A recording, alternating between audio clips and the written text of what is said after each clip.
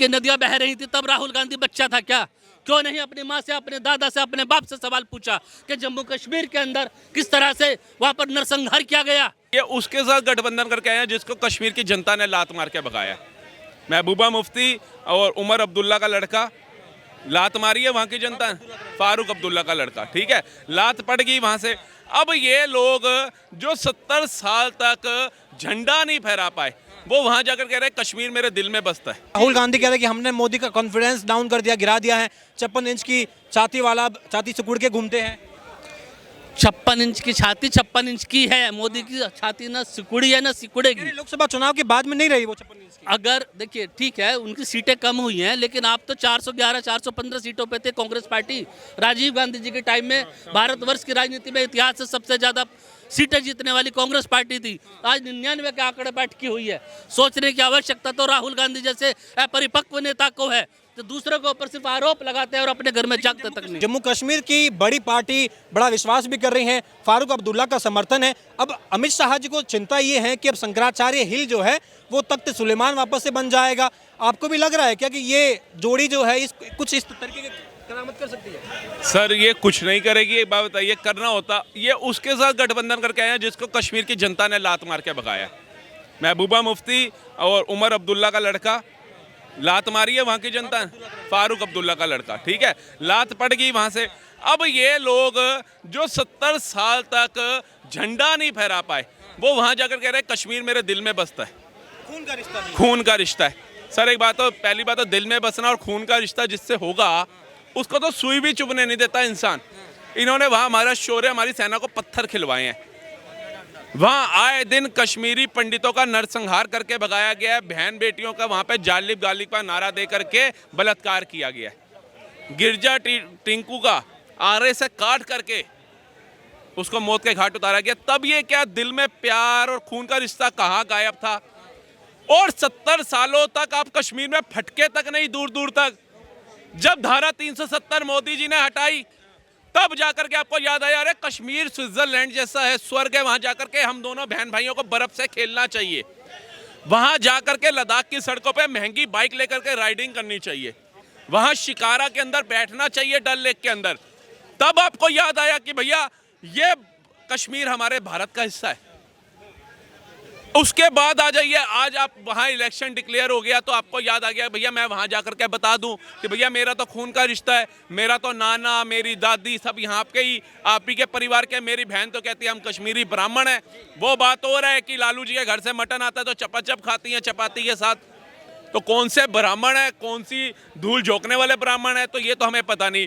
और दूसरी बात आपको बताता हूँ, हमारे जैसे जो सच्चे राष्ट्र हित की सोचने वाले हैं, देखिए हमें तो रोटी तब मिलेगी जब कमाएंगे, जब मेहनत करेंगे, कोई नेता घर डालने नहीं आएगा। लेकिन अगर हम अपने राष्ट्र की, अपने परिवार की सुरक्षा की, अपनी सुरक्षा की सोचेंगे तो राहुल गांधी जी दूर दूर तक हमारे को नजर नहीं आते हैं। लेकिन जम्मू कश्मीर में जो पॉलिटिक्स वहाँ की रही है, आपने जैसे कि जिक्र किया कि उमर अब्दुल्ला चुनाव में, लोकसभा चुनाव में हार गए थे, महबूबा मुफ्ती भी अपनी सीट से हार जाती हैं, लेकिन विधानसभा चुनाव में 90 सीटें हैं।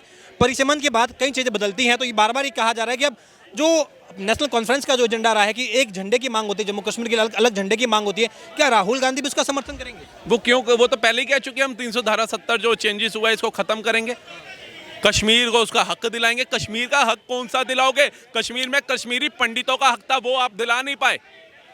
वो कंबल ओढ़ करके आज तक आप सो रहे हो गहरी निंद्रा में। कुंभकर्ण भी अपने भाई के लिए जाग गया था, लेकिन कश्मीरी ब्राह्मणों के लिए आप 70 साल नहीं जागे। ये तो मोदी जी आए जिन्होंने तय किया कि 370 धारा जो है उसके अंदर बदलाव होना चाहिए, 35A में बदलाव होना चाहिए। यहाँ के जो लोग हैं वहाँ जाने चाहिए। वो क्यों? एक कैदी की तरह या एक टूरिस्ट की तरह कि एक विदेश में हम जा रहे हो जैसे। कैद तो अभी है। फारूक अब्दुल्ला बार बार कहते हैं कि अभी जम्मू कश्मीर के लोगों को कैद करके रखा हुआ है। पूरी तरीके से आर्मी ने एक तरीके से वहाँ पर घेराबंदी कर रखी है, आज़ाद नहीं है। जब सरकार बनेगी, राहुल गांधी कांग्रेस पार्टी और नेशनल कॉन्फ्रेंस की सरकार बनेगी, तब जाके असल मायने में आज़ादी मिलेगी उनको, तब जाके वहाँ के आवाम को रोजगार मिलेगा। तमाम ये दावे कर रहे हैं। अभी मोदी जी वहाँ गए थे थोड़े टाइम पहले, इतनी आवाम कैसे पहुंच गई? कितनों को ये कह रहे होंगे पैसा देके कितनों को बुला लिया होगा, कितनों को खरीद लिया होगा। और मैंने तो सुना है मुसलमान अपने धर्म के कट्टर होते हैं, तो कैसे वहाँ पहुँच गए? कैसे वो पूरा जो उनका माहौल था, इतना भीड़ भड़क्का था वहाँ। उसके बाद कई न्यूज़ चैनलों के ऊपर हम उसका वो सुन रहे थे प्रवक्ता सब अपने बयानबाजियां देख रहे थे, उसमें लोग इतने खुश थे। वो कहते हैं कि आज से पहले चाहे महबूबा मुफ्ती थी, चाहे उमर अब्दुल्ला था, चाहे फारूक अब्दुल्ला था, कहते हैं हमारा कश्मीर चैन से एक पल के लिए नहीं बैठा। आए दिन कर्फ्यू होते थे, आए दिन बम धमाके होते थे, आए दिन तिरंगा हमारा जलाया जा रहा होता था और वहाँ का झंडा हरा फहरा देते थे, कश्मीर बनेगा पाकिस्तान जैसे नारे लगाए जाते थे। कह रहे ये आज 10 सालों के अंदर कश्मीर को भारत में मिलाने की बात होती है।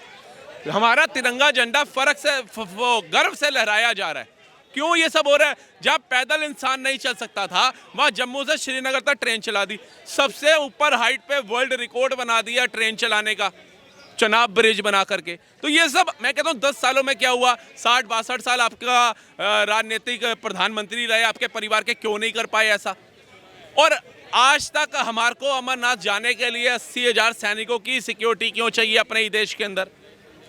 कौन है जिनको आज से पहले पैसा दिया जाता था या उनको रास्ता दिया जाता था कि भैया आओ और हमारी ये सेना के जो सैनिक हैं इनको पत्थर मारो, इनके हेलमेट उछालो? कौन इनको बुलाता था? और आज ऐसे 10 सालों में क्या हुआ कि ये पत्थरबाज गायब हो गए, कौन सी गुफाओं में घुस गए? आज वो आतंकवादी कहाँ है? अच्छा, एक बात तो मुश्किल है ना, वहाँ तो राहुल गांधी अपना खून का रिश्ता बताते हैं। वहाँ तो कहते हैं कि जब मुझसे कोई पूछता है कश्मीरियों के बारे में, मैं कहता हूँ कि अच्छे नहीं लगते, बल्कि खून का रिश्ता है मेरा। तो जब खून की नदियां बह रही थी तब राहुल गांधी बच्चा था क्या? क्यों नहीं अपनी माँ से, अपने दादा से, अपने बाप से सवाल पूछा कि जम्मू कश्मीर के अंदर किस तरह से वहाँ पर नरसंहार किया गया? कौन जवाबदार है इसका? राहुल गांधी के पूर्वज। अगर वहां से कश्मीरी पंडितों को हत्या करके भगाया गया, उनकी औरतों के साथ बलात्कार किया गया और उनको बोला गया, मस्जिदों से ऐलान होते थे जम्मू कश्मीर को छोड़ दो वरना निशंस हत्या तुम लोगों की कर दी अगर हुई वहां पे, तब ये लोग कहाँ थे? मैं उसी चीज को दोहराना चाहता हूं। जम्मू कश्मीर की जनता अपने उसी अत्याचार को याद रखते हुए अपने वोट का इस्तेमाल करे। वोट का इस्तेमाल राजनीतिकरण के लिए नहीं होना चाहिए। वोट का इस्तेमाल तो इस बार भी होगा, 10 साल बाद में वहाँ चुनाव हो रहे हैं, लोकतंत्र के वहाँ पर जो है मजबूत हो रहा है। लेकिन बात यह है, अमित शाह पूछ रहे हैं कि नेशनल कॉन्फ्रेंस तो अलग झंडे की मांग करती है, क्या राहुल गांधी का ये जो समर्थन है, जो अलायंस है, क्या ये भी अलग झंडे की बात का समर्थन करेंगे? क्या ये कर सकते हैं? ये कर सकते हैं, क्योंकि लाल चौक पर झंडा इन लोगों ने नहीं फहराने दिया गया। आज जाते हैं दोनों भाई बहन, घूमते हैं जम्मू कश्मीर के अंदर, उनकी वादियों में एंजॉय करते हैं। ये हमारे देश का गर्व है। लाल चौक पर झंडा तिरंगा फहरा रहा है। इन लोगों को इससे पहले किसी झंडे का ये इनके दिमाग में जो कीड़ा पनपा है, जो अमित शाह जी के मन में भी शंका है, पूरे देशवासियों के मन में शंका है कि ये वो लोग हैं जो तिरंगे का अपमान करते हैं। फारूक अब्दुल्ला कह रहे 370 बहाल करेंगे, वापस राज्य का दर्जा मिलेगा। अमित शाह जी कह रहे हैं कि ऐसा देश की जनता, भारत की जनता ये बर्दाश्त नहीं करेगी और होने नहीं देगी कि 370 वापस से आप बहाल कर दो। फारूक अब्दुल्ला उम्र में हमसे बड़े हैं। हम बता देते हैं, फारूक अब्दुल्ला, उमर अब्दुल्ला और महबूबा मुफ्ती की औकात नहीं है राजनीति में कि 370 को छेड़ भी सके। राहुल गांधी का समर्थन मिल रहा है सर। राहुल गांधी तो देश की राजनीति में बड़ा चेहरा है, विपक्ष के नेता हैं, उनका समर्थन मिलने के बाद भी फारूक अब्दुल्ला में हिम्मत कैसे नहीं आएगी? अब तो आ जाएगी ना हिम्मत। राहुल गांधी अगर फारूक अब्दुल्ला को समर्थन देके हिम्मत आ जाती है 370 हटाने की नहीं सर, वापस लाने की 370 हटा, मतलब वो भी देखिए जो उन्होंने जो अभी हटाया है वहाँ से उन्होंने चेंज किया। मैं उसी चीज़ को बोलना चाह रहा हूँ। लोगों में 370 को लेकर खुशी है, ये चाहते हम इसको यहाँ पे एप्लीकेबल नहीं होने देंगे, यही उनका कहना है ना फारूक अब्दुल्ला का।